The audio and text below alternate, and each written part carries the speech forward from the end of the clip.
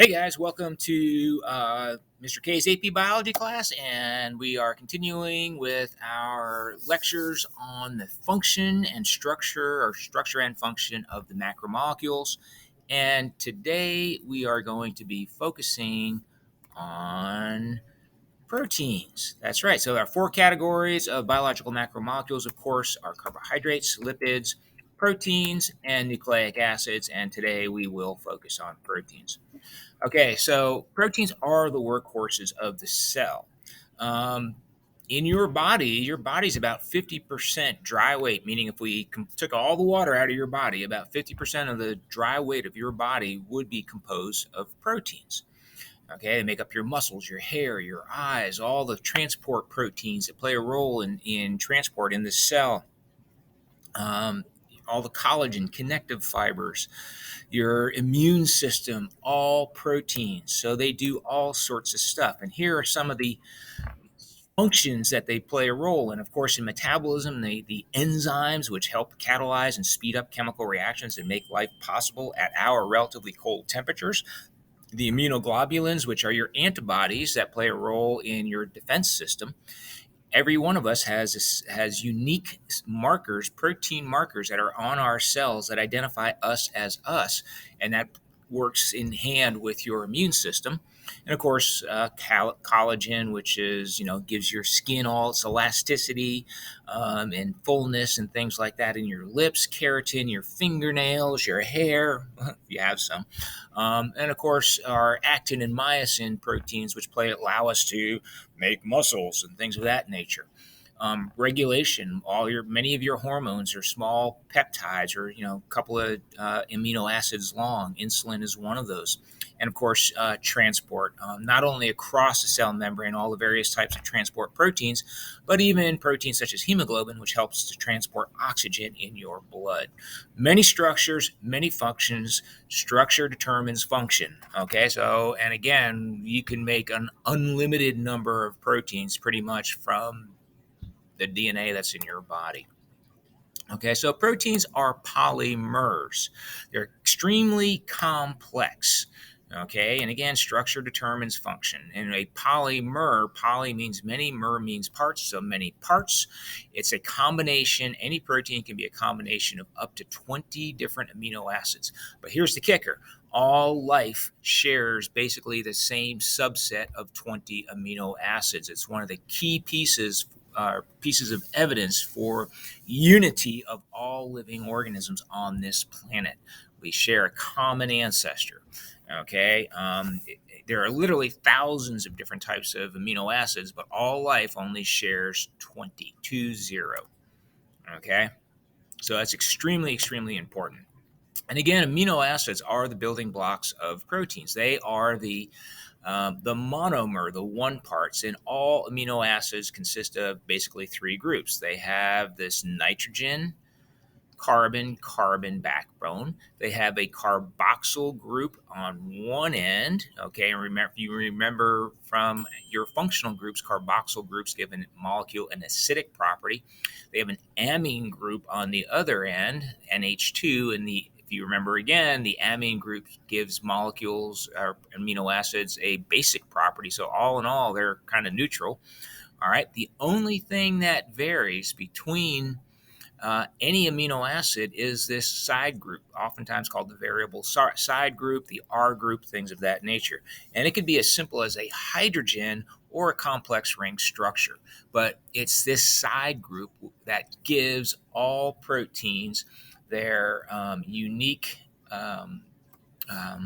properties, or I should say all amino acids, their unique properties. Okay. So again, the variable R group is responsible for the physical and chemical nature of an amino acid. And we basically have three groups. We have amino acids that are hydrophobic, water-fearing, and they are nonpolar. Some that are hydrophilic, water-loving, and those are polar, and charged or ionized amino acids, and these can act as acids and bases.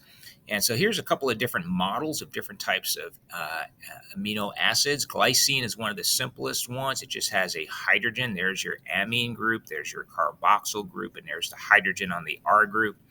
Here's asparagine. Here's my nitrogen, carbon, carbon backbone right here. So this is actually the side group right here. And you can see it's much larger than you see in glycine. This is a space filling model up here. Cytosine and methionine are the only two amino acids that actually have sulfur, and that's indicated by this yellow atom right here. Okay, they're the only two that have sulfur in them, the only two amino acids that have sulfur in them in the subset of 20 amino acids that we utilize to make all our proteins. And they play an important role. Okay, so here are the non-polar amino acids, and look at this white box. That's the variable R group. And as you can see, we see hydrogen, methyl, methyl, methyl, methyl, methyl, methyl, methyl, this ring structure with a bunch of carbon hydrogen bonds coming off of that. All the vertices are carbons, and off of those would be hydrogens. Remember, we don't put those in. So again, all carbon, carbon, carbon bonds, double bonded carbons with some hydrogens coming off, and methyl groups. And again, remember, methyl is a non-polar side group, and so these are all non-polar. They do not interact with water. And so proteins are complex three-dimensional globular structures. These nonpolar groups would be found on the interior of the protein because the watery environment that these proteins find themselves in would force that protein to fold in such a way to minimize the interaction of water with these hydrophobic amino acids. Here's my polar groups, and just the opposite. These guys would be found on the outside of a protein. OH, OH. There's a methyl there, but there's a OH there, and there's a charge here, so that will compensate. Sulfhydryl is very similar to a methyl in properties, makes it polar. OH group again, an amine group, that is also a polar group, an amine group there again. Okay, so these are all polar amino acids, i.e. they are hydrophilic. Okay. Excuse me. Oh, and there's cytosine. This is the one. This is a very important amino acid because of that sulfhydryl group. It will help to stabilize proteins, and that will form a disulfide bridge with another cytosine. It'll be a covalent bond between the two sulfurs. But also, wherever you see cytosine, they have a tendency to put a bend in the protein also, too, because it's going to make that disulfide bridge with another cytosine. And these are my ionized ones, okay? Acidic, remember what's an acid? It's something that can donate a proton and increase the proton concentration of a solution. These were OH groups originally, and then the hydrogen gets pulled off. It goes to the solution, increases the proton concentration. And so those act as acids, where these are all acting as bases because this was originally an NH2 group, okay? And it pulled a proton out of solution and therefore reduces the proton concentration, so it acts as a base. This was an NH group originally, and it pulled another proton out, and the same thing right here. This was an NH, pulled a nitrogen group, pulled a proton out, and became positive. So again, acting as a base.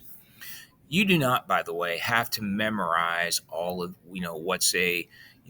what is an aspartic acid, what's a lysine. What you should be able to do, however, is recognize whether or not it is an acid, a base, polar or nonpolar, based on those functional groups on the side. You should, however, know that a basic structure of a amino acid is a nitrogen carbon backbone with a carboxyl group on one end, an amine group on the other, and then this variable R group. That's what you really need to know. Okay, so all proteins are, again, I said they're complex structures. Their structure is determined by your DNA. That's what a gene is. A gene is the instructions for building a protein. And those proteins are made on the ribosomes. And when those ribosomes make the protein, they make them in a long string of amino acids.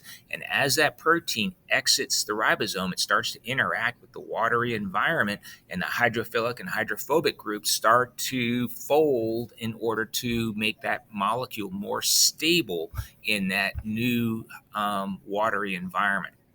But proteins have 4 levels of structure. primary, secondary, tertiary, and quaternary. First, second, third, and fourth level of structure.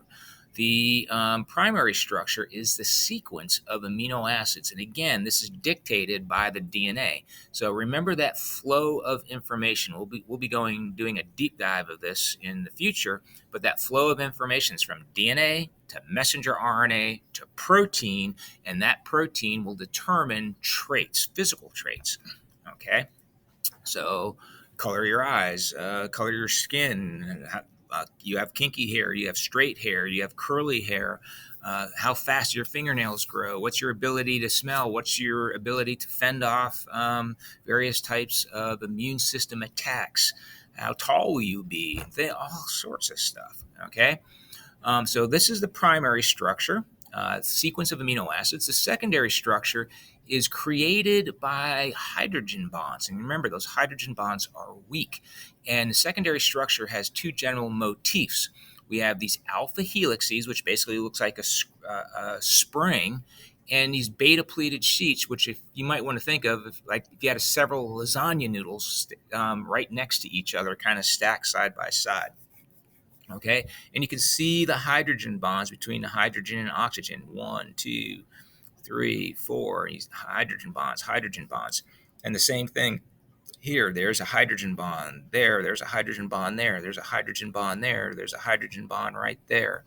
Okay, those are two motifs that we see in the secondary structure. These are weak bonds, so these bonds can break very easily.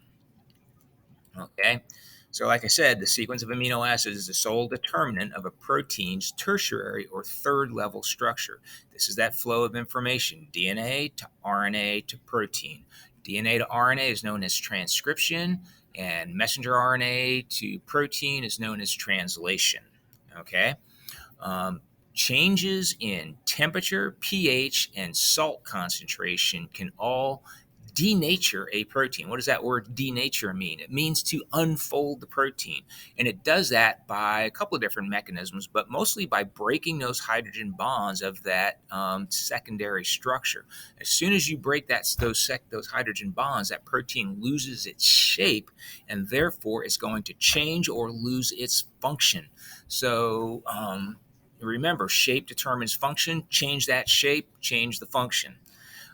We're going to be talking a lot about enzymes. And again, enzymes help to catalyze reactions, and enzymes are proteins. Okay, there are a couple of RNA-based enzyme-like things, but enzymes themselves are all proteins, and they do end in ase, like sucrase, which breaks down sucrose, or lactose, or lactase, which breaks down lactose and other milk sugar. Acetylcholinesterase, which breaks down acetylcholine in your nerve synapses and things of that nature.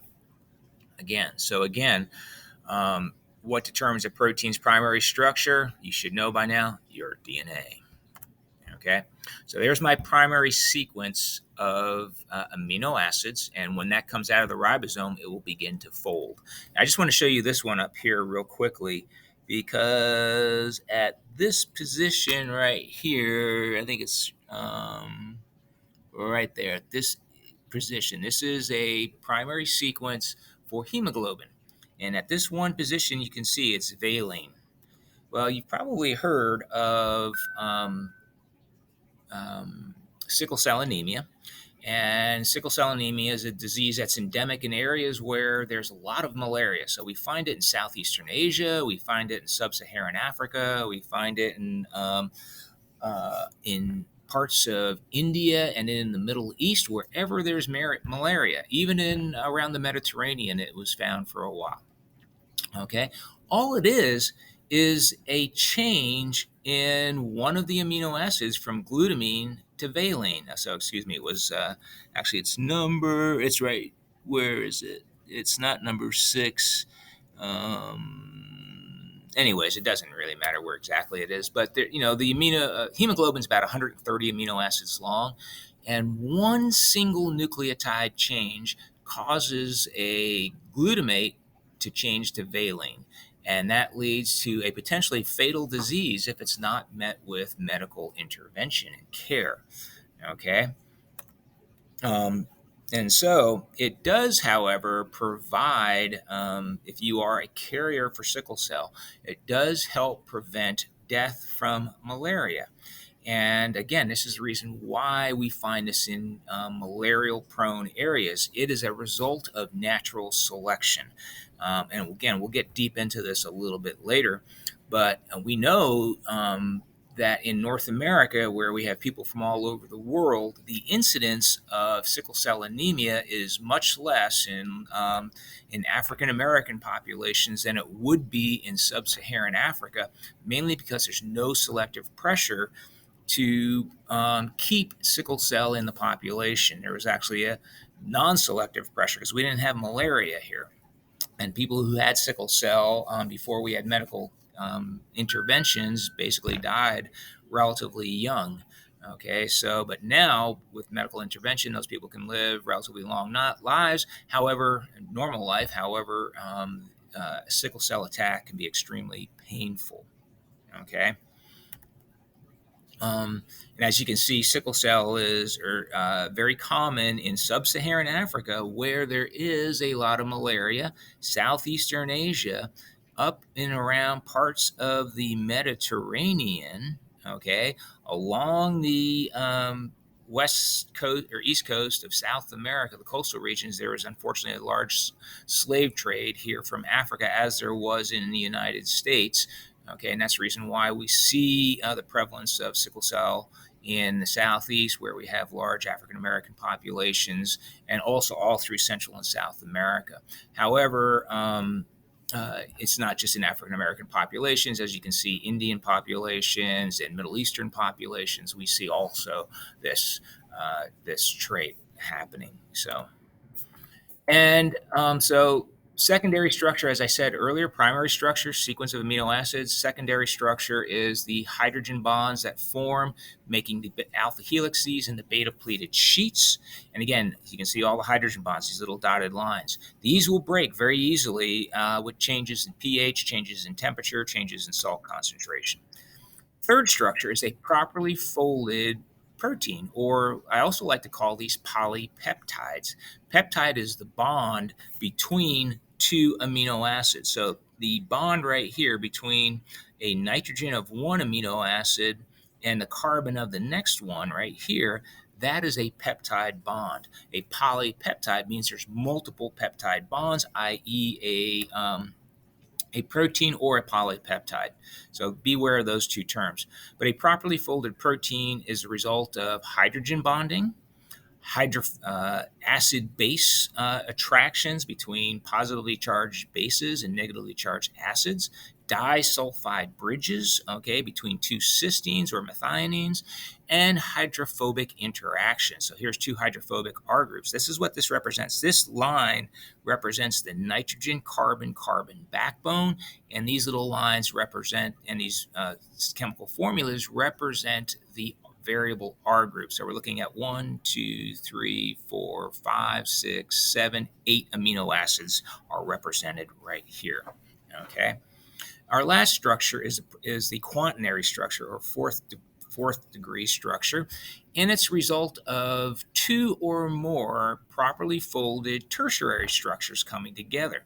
A classic example is hemoglobin, which consists of four different polypeptide chains coming together to make a functional hemoglobin group or molecule, or collagen, which is a sequence of a large structure of three different proteins coming together and nice long chain-like structures, because what does collagen do? It gives elasticity, it attaches things and stuff. So it's got this like rope-like structure. What does hemoglobin do? It moves through the blood, transporting, it's in your red blood cells. It transports oxygen. It has this nice folded globular shape. And the iron is where the oxygen actually attaches to. So that's the fourth level structure. All proteins have three levels of structure, but not all proteins have four levels of structure. Okay, so that's. But I should say that most proteins probably do have four levels of structure because they're pretty darn complex. So here's our summary of protein folding. Our primary structure is a sequence of amino acids. The secondary structure is a result of hydrogen bonding between the charge between hydrogens and oxygens of adjacent amino acids. Tertiary structures of properly folded protein consisting of disulfide bridges, hydrophobic interactions, um, uh, attractions between acids and bases, and hydrogen bonds, of course. And a quaternary structure is two or more of these guys to make a larger, more complex structure. Um, Now, protein folding is a very, very complex process, and your body actually has these little special proteins, yes, proteins, called chaperonins that actually will help to properly fold a protein. It's like a little can. It's almost like a can of tennis balls. You open up the can, you put stuff in, you shake it up, and something new comes out. And that's basically what a chaperonin protein does. And if there's mutations in the chaperonin proteins, then you're not going to make properly folded proteins. Now, not all proteins undergo one of these, but many do, or utilize one of these, but many do it. So here we see the polypeptide going in. This is the primary sequence, and out pops my properly folded protein. Okay, it basically provides an environment that is conducive to proper folding. That's basically what it does. Okay, now proteins can denature, and that's a result of the breaking of hydrogen bonds and other types of bonds. Hydrogen bonds are weak, so they will break first. The other bonds, disulfide bridges, hydrophobic interactions, can break last. The primary sequence, those peptide bonds between amino acids generally don't break. They're pretty strong unless they're undergoing digestion in your digestive system. Okay, so again, most proteins are super stable within a very narrow temperature and pH range, and if you increase that temperature or increase or decrease that pH, you can denature those proteins. Again, when you cook an egg, what's the egg? The yellow part is made up of fats and other lipids, and the white part is made up of globular albumin proteins. And as you heat that egg, remember the egg white is clear, but as you put it into a hot frying pan, that's going to cause those albumin proteins to unfold. And when they unfold, the long chains of albumin proteins then bond to each other, and they form this dense, opaque egg white. Well, you can cook an egg also by dropping it into hydrochloric acid, but you may not want to eat it. Ceviche, I think I mentioned this in class the other day, that's just raw fish, but you cook it by putting a whole bunch of lime juice, which is an acid, and it basically cooks the fish without temperature. Okay. So pretty cool stuff, and also very, very, very tasty.